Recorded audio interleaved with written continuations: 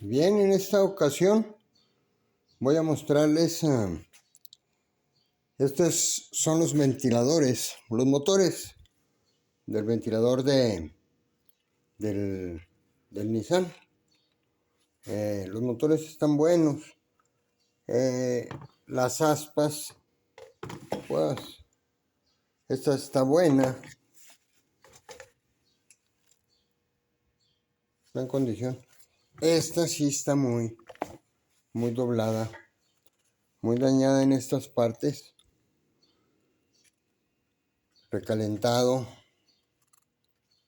Entonces, de todos modos las voy a limpiar.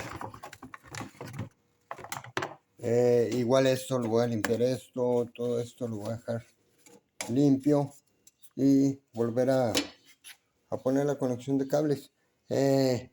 Quiero mostrarles que funcionan conectando aquí. Yo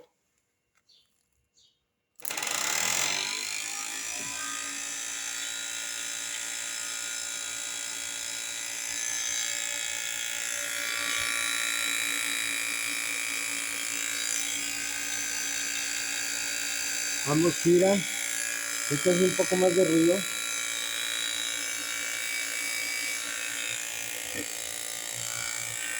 Tal vez es porque la posición en la que está. Pero sí giran. Ambos giran y giran bien. Entonces, ya que lo tenga armado, se los vuelvo a mostrar.